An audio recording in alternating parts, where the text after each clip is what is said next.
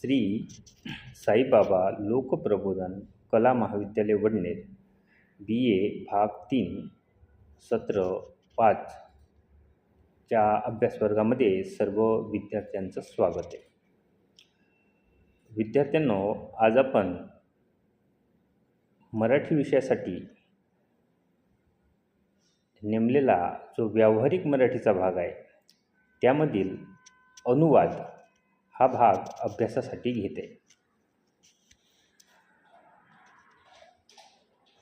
अनुवाद म्हणजे काय या प्रश्नाने विषयाची सुरुवात झालेली आहे. आपण भाषांतर आणि अनुवाद हे दोन शब्द व्यावहारिक जीवनामध्ये आणि आपल्या अभ्यासक्रमामध्ये ऐकलेले आहे. पैकी भाषांतर हा शब्द वेगळ्या अर्थाने आणि अनुवाद हा शब्द वेगळ्या अर्थाने वापरला जातो. याचाच अभ्यास आज आपण इथे करणार.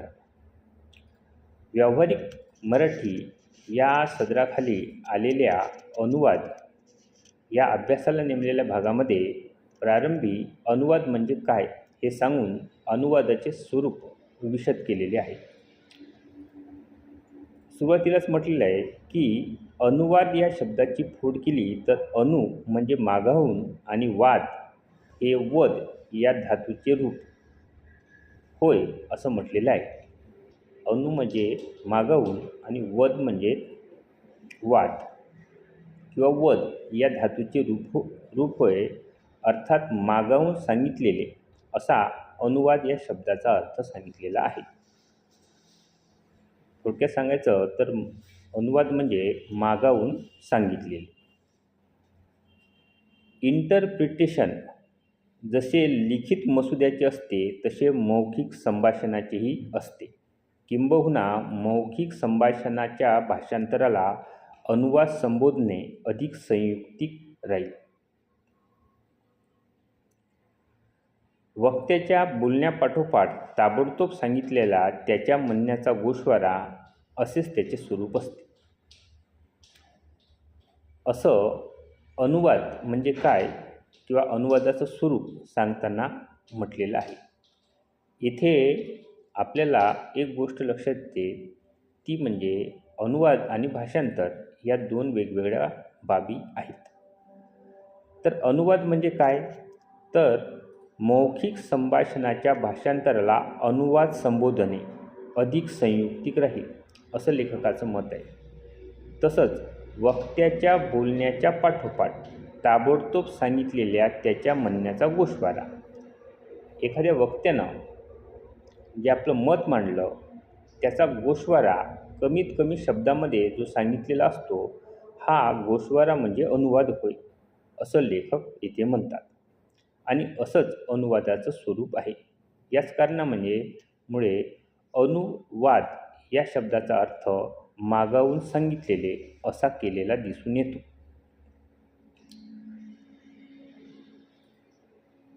भाषांतरकर्त्याच्या मानाने अनुवादकर्त्याला अगदी थोडक्या वेळेत जवळजवळ लगेचच ऐकलेला संदेश समजावून घेऊन त्याचा गोषवारा सांगायचा असतो. भाषांतरामध्ये एखादी गोष्ट एखादा विचार जसाच्या तसा सांगितलेला असतो, परंतु अनुवादामध्ये तो तसाच्या तसा सांगितलेला नसतो. त्याचं स्वरूप बदललेलं असतं. अनुवादामध्ये वक्ता जे बोलतो किंवा लेखकानं जे लेखन केलेलं असते तीच बाब संक्षेपाने पण प्रभावी रीतीने मांडलेली आहे असं आपण म्हणू शकतो. ऐकलेला संदेश समजावून घेऊन त्याचा गोषवारा सांगायचा असतो आणि त्याचवेळी बोलणाऱ्याचा पुढचा मुद्दा सुटू द्यायचा नसतो. ऐकलेला संदेश समजून घेऊन तो सांगायचा आणि त्याच वेळेला जो वक्ता असतो त्याला बोलण्यासाठी सुद्धा अवधी मिळणं आवश्यक आहे. अन्यथा वक्ता आणि श्रोता यांच्यामध्ये जो अनुबंध तयार होतो तो अनुबंध तुटल्याशिवाय राहणार नाही. असे करणे अर्थातच अतिशय आव्हानात्मक असते. त्याऐवजी वक्त्याने दर 1-2 वाक्यानंतर थोडे थांबून अनुवादकर्त्याला आपला मुद्दा सांगण्यासाठी थोडा वेळ दिला तर अशा अनुवादाला पाठोपाठचा अनुवाद म्हणतात. आता उदाहरणादाखल आपल्याला बोलायचं झाल्यास, एखादा वक्ता हिंदीमध्ये बोलत असेल आणि श्रोतावर्ग जर मराठी भाषिक असेल, तर अशा वेळेला मराठी भाषिक श्रोत्यांना कळण्यासाठी म्हणून अनुवादकर्ता वापरला जातो. आता इथे अनुवादकर्त्याला वक्त्यानं जे बोललं असेल ते ताबडतोब श्रोत्यापर्यंत पोहोचवायचं असते.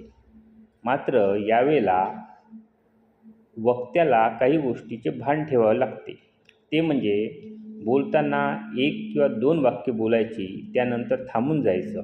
या थांबलेल्या वेळात अनुवादकर्ता त्या हिंदी विचारांचा अनुवाद मराठीमध्ये करेल आणि तो समोर बसलेल्या मराठी प्रेक्षकांना थोडक्यामध्ये प्रभावी रीतीने समजावून सांगेल.